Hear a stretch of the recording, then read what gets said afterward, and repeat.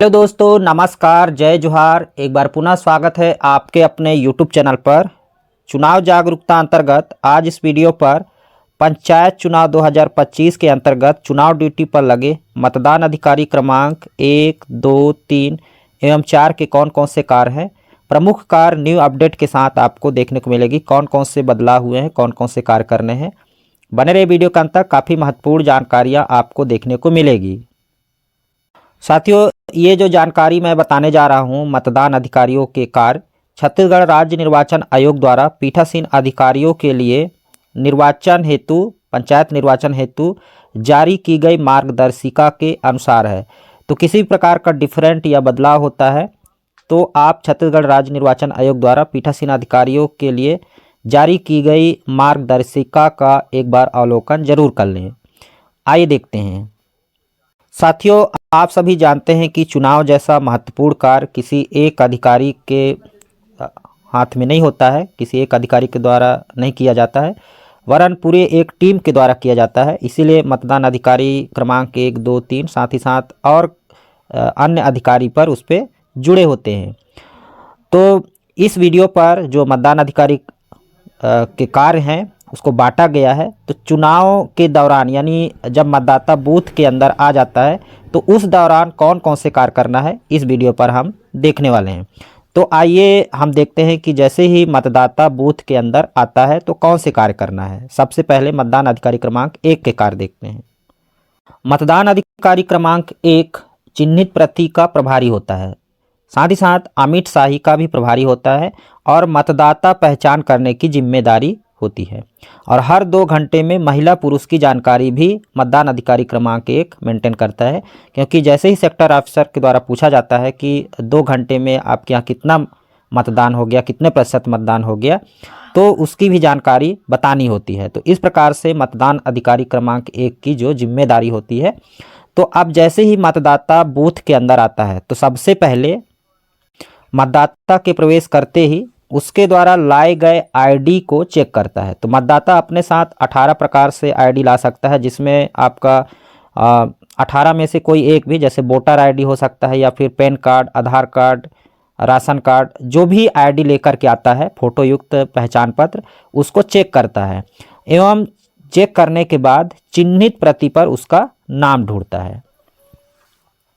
अब चिन्हित प्रति पर जैसे ही उसका नाम ढूंढता है और नाम मिल जाने के बाद उसका नाम, पिता का नाम सहित, नाम पिता का नाम सहित वार्ड एवं सरल क्रमांक बोलता है।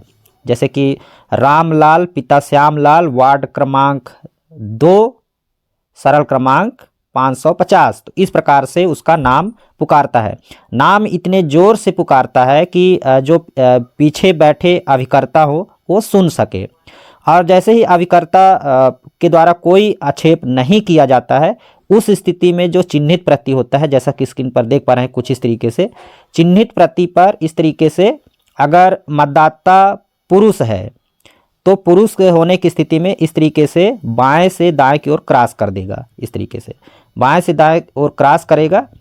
और यदि मतदाता महिला है तो महिला होने की स्थिति में इस तरीके से क्रॉस करना है और साथ ही साथ यहाँ पर जो सरल क्रमांक है उस पर ऐसे राइट का निशान लगा देनी है। तो ये काम कर लेना है। पुरुष की स्थिति में राइट का निशान नहीं लगेगा, महिला की स्थिति में राइट का निशान लगेगा। इसी प्रकार यदि कोई तृतीय लिंग का आता है मतदाता तो इस तरीके से क्रॉस करना है और क्रॉस करने के बाद यहाँ पर स्टार लगा देना है। ठीक है, तो यहाँ तक आप समझ गए होंगे कि चिन्हित प्रति पर किस तरीके से क्रॉस करना है। चिन्हित प्रति पर क्रॉस करते ही मतदाता के तर्जनी पर अमिट शाही का चिन्ह कर देना है, अमिट शाही लगा देनी है।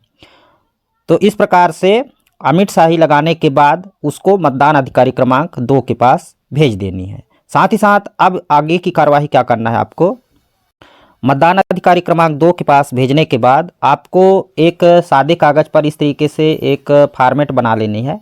यहाँ पर देखिए आपकी जानकारी के लिए कि यदि वो पुरुष मतदाता आया है तो इस तरीके से पुरुष के लाइन में ऐसे क्रॉस करेंगे, महिला मतदाता है तो महिला के लाइन पर ऐसे क्रॉस करेंगे। तो इस तरीके से आपको ये जानकारी मिल जाएगी कि हर 2 घंटे में आपके कितना वोटर आए, कितने पुरुष आए, कितना महिला है। तो इस तरीके से इसको सादे कागज़ पर आपको मेंटेन करना है और इससे आपको आसानी से जानकारी मिल जाएगी कि 2 घंटे में कितना मतदाता आपके यहाँ आए, कितना पुरुष आए, कितना महिला आए। तो इस तरीके से आपको ये कार्य करना है। तो इस तरीके से आप समझ गए होंगे कि मतदान अधिकारी क्रमांक 1 के कौन कौन से कार्य होते हैं। एक बार फिर से दोहरा लेते हैं कि मतदाता के प्रवेश करते ही उसके द्वारा लाए गए आईडी को चेक करना है एवं चिन्हित प्रति पर उसका नाम ढूंढना है। नाम ढूंढने के बाद जोर से नाम, पिता का नाम, वार्ड और सरल क्रमांक सहित बोलना है, ताकि जो मतदान के अंदर अधिकारी हैं, साथ ही साथ एजेंट हैं, उनके द्वारा सुन लिया जाए और एजेंट द्वारा आपत्ति ना किया जाए। आपत्ति करने पर उसकी अगली कार्यवाही के लिए पीठासीन अधिकारी के पास भेज देनी है। अगर आपत्ति नहीं करता है तो अमिट शाही लगाना है एवं चिन्हित प्रति पर क्रॉस करना है। पुरुष और महिला का अलग अलग, जैसे कि मैंने बताया कि पुरुष होने पर क्रॉस कर देनी है और महिला होने पर क्रॉस करने के साथ ही उसके जो सरल क्रमांक है उस पर राइट का निशान लगा देनी है, सही का निशान लगा देनी है। इसके साथ ही 2 घंटे वाली जानकारी को भी मेंटेन करना है और इसके बाद मतदान अधिकारी 2 के पास भेज देनी है। चलिए अब मतदान अधिकारी क्रमांक 2 के कार्य देखते हैं। मतदान अधिकारी क्रमांक 2 के पास जैसे ही मतदाता पहुंचता है तो सबसे पहला काम होता है अमिट शाही चेक करना, यानी कि मतदान अधिकारी क्रमांक 2 का जो जिम्मेदारी होती है वो अमिट शाही को चेक करना। पंच एवं सरपंच के मत बैलेट का प्रभारी होता है, यानी मत बैलेट को जारी करता है और वार्ड वार मत बैलेट जारी करने की जिम्मेदारी होती है। इसी पर प्रमुख रूप से ध्यान देना होता है कि जो मतदाता है उसको उसी वार्ड का बैलेट जारी हो पंच पद के लिए। तो ये महत्वपूर्ण कार्य होता है, महत्वपूर्ण जिम्मेदारी वाली कार्य होती है। तो जैसे ही मतदाता आपके पास पहुंचता है तो सबसे पहले आपको उसका अमिट शाही चेक करना है। यदि अमिट शाही अच्छे से नहीं लगा है तो आपको अमिट शाही लगा देनी है। 2 सीसी मिलेगी, एक मतदान अधिकारी क्रमांक 1 के पास होगा और 1 सीसी आपके पास होगा। तो अमिट शाही सबसे पहले चेक कर लेनी है। अगर अमिट शाही अच्छे से नहीं लगा है या फिर मिट गया है, पोंछ दिया है, मतदाता के द्वारा पोंछ दिया गया है, तो उसको अमिट शाही को लगा देनी है। अमिट शाही लगाने के बाद वार्ड अनुसार मत बैलेट के प्रतिपड़ पर साइन या फिर अंगूठे का निशान लेना है। इसके बाद वार्ड वाला मत पत्र देना है। तो जैसे ही आपको ध्यान रखना है कि जैसे ही मतदान अधिकारी क्रमांक 1 नाम, पिता का नाम, वार्ड और सरल क्रमांक पुकारता है तो आपको उसी समय चौकन्ने हो जाना है और आपके पास भी एक वोटर लिस्ट रहेगी, उस पर आपको निशान करते हुए उस वार्ड का मत बैलेट उसके लिए निकाल लेनी है। और जैसे ही आपके पास आता है तो सबसे पहले जो मत पत्र का प्रतिपर्ण होगा उस पर उसका साइन या फिर अंगूठे का निशान ले लेनी है। इसी प्रकार सरपंच के लिए भी प्रतिपर्ण पर साइन या अंगूठे का निशान लेनी है। यदि मतदाता साइन या अंगूठे का निशान लगाने से मना करता है तो आपको मतपत्र नहीं देना है। यदि वह साइन या फिर अंगूठे का निशान जो भी वो करना चाहता है कर देता है तो इसके बाद आपको मतपत्र जारी कर देनी है। मतपत्र जारी करने के बाद उसको खड़ा, इसके बाद आड़ा मोड़ने के लिए मतदाता को बताना है और आपको मोड़ करके दे देनी है, मोड़ करके दे देनी है। इसके बाद मतदाता को भी बतानी है कि जब आप इसमें मत को डालने आएंगे मत पेटी पर तो इसी प्रकार से मोड़ना है। तो सबसे पहले इस प्रकार से, जैसे मान लीजिए आपका इसको मान लीजिए कि वो है, क्या बोलते हैं कि मत पत्र है, तो इस प्रकार से खड़ा पहले मोड़ना है, फिर आड़ा मोड़ देनी है इस तरीके से। ठीक है, आप समझ गए होंगे। इसके बाद प्रकोष्ठ क्रमांक 1 पर भेज देनी है। ठीक है, तो बूथ पर 2 प्रकोष्ठ बनेंगे, अब प्रकोष्ठ 1 पर उसको भेज देनी है। तो इतना काम है मतदान अधिकारी क्रमांक 2 के। तो इस प्रकार से आप समझ गए होंगे कि मतदान अधिकारी क्रमांक मतदान अधिकारी क्रमांक 2 के कौन कौन से कार्य हैं। तो अमिट शाही चेक करता है, इसके बाद पंच एवं सरपंच के मत बैलेट को जारी करता है और वार्ड वार मत बैलेट जारी करने की ये महत्वपूर्ण जिम्मेदारी होती है। ठीक है, चलिए अब मतदान अधिकारी क्रमांक 3 के कार्य देखते हैं। मतदान अधिकारी क्रमांक 3 का कार्य ठीक उसी प्रकार से मतदान अधिकारी क्रमांक 2 के अनुसार होता है। जिस प्रकार से मतदान अधिकारी क्रमांक 2 पंच और सरपंच के मत पैट का प्रभारी होता है, उसी प्रकार मतदान अधिकारी क्रमांक 3 जनपद सदस्य एवं जिला सदस्य के मत बैलेट का प्रभारी होता है। तो जैसे ही मतदाता प्रकोष्ठ 1 से निकलता है यानी कि मतदाता पर आपको निगरानी रखना है कि वो प्रकोष्ठ 1 से निकलने के बाद आपके पास आए।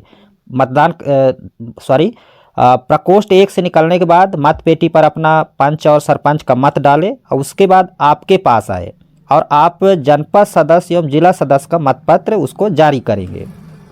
तो ये महत्वपूर्ण कार्य है आपका, उसको निगरानी रखना है, मतदाता को देखते रहना है कि वो पंच और सरपंच का मत डालने के बाद आपके पास जनपद सदस्य एवं जिला सदस्य का मतपत्र लेने आए। जैसे ही आपके पास आता है तो सबसे पहले मतदाता को जनपद सदस्य एवं जिला सदस्य का मतपत्र जारी करना है, उसके पहले साइन लेना है और दोनों का अलग अलग साइन लेना है। जनपद सदस्य और जिला सदस्य के प्रतिपत्र पर अलग अलग साइन लेना है और मतदाता यदि साइन करने से मना करता है तो उसको मतपत्र नहीं देना है। ठीक है, तो इस तरीके से उसको अलग अलग साइन लेना है और साइन जैसे ही ले लेते हैं उसको मोड़ कर बताना है मतपत्र को, पहले खड़ा फिर आड़ा, जिस प्रकार से मतदान अधिकारी क्रमांक 2 ने बताया था। ठीक उसी तरीके से मतदाता को उसी तरह मोड़ने की समझाइश देते हुए अब प्रकोष्ठ 2 पर उसको भेज देनी है। प्रकोष्ठ 2 पर भेज देनी है और जैसे ही प्रकोष्ठ 2 से वो निकलता है तो वो मतदान अधिकारी क्रमांक 4 के पास जाता है, मत पेटी पे अपना मत डालता है। आप समझ गए होंगे कि मतदान अधिकारी क्रमांक 3 के क्या कार्य हैं। तो प्रमुख रूप से कार्य यही है मतदान अधिकारी क्रमांक 3 का कि मतदाता पर निगरानी रखना है कि मतदाता पंच और सरपंच का मत डालने के बाद मतदान अधिकारी क्रमांक 3 यानी आपके पास आए और आप जनपद सदस्य एवं जिला सदस्य का मत पत्र जारी करें साइन करवाते हुए और फिर प्रकोष्ठ 2 पर उसको भेजें और प्रकोष्ठ 2 से वो निकलने के बाद मत पेटी पर अपना मत डाले और बाहर निकल जाए। तो ये इतना कार्य है। अब बात करते हैं मतदान अधिकारी क्रमांक 4 के कार्य। तो मतदान अधिकारी क्रमांक 4 जो होगा वो मत पेटी का प्रभारी होगा। साथ ही साथ वो मतदाताओं पर निगरानी रखेगा कि जो मतदाता है पंच सरपंच का मत डालने के बाद जनपद और जिला सदस्य का मत डाले, इसके बाद वो बाहर निकल जाए। साथ ही साथ उस पर प्रकोष्ठ पर भी ध्यान रखना है कि वो किसी प्रकार का छेड़खानी तो नहीं कर रहा है, मतपत्र को इधर उधर तो नहीं कर रहा है या मतपत्र को जेबा में तो नहीं डाल रहा है। मतलब पूरी जिम्मेदारी जो है मतदान अधिकारी क्रमांक 4 का होगा कि वो मत पेटी का ध्यान रखे और उस पर आने वाले मतदाता को मत डालने के लिए प्रेरित करें। उम्मीद करता हूँ पूरी जानकारी आप समझ गए होंगे कि किस प्रकार से मतदान अधिकारी क्रमांक 1, 2, 3 एवं 4 कार्य करेंगे। तो साथियों, मैंने छत्तीसगढ़ राज्य निर्वाचन आयोग द्वारा पीठासीन अधिकारियों के लिए पंचायत निर्वाचन हेतु जारी की गई मार्गदर्शिका के अनुसार बताने का प्रयास किया है और यदि और किसी प्रकार का आपको शंका है या संदेह है तो आप छत्तीसगढ़ राज्य निर्वाचन आयोग द्वारा जारी की गई मार्गदर्शिका का अवलोकन कर लें। फिलहाल इस वीडियो में इतना ही। चैनल पर नए होंगे चैनल को सब्सक्राइब कर लेंगे। मिलते हैं नई जानकारी के साथ, तब तक के लिए जय हिंद।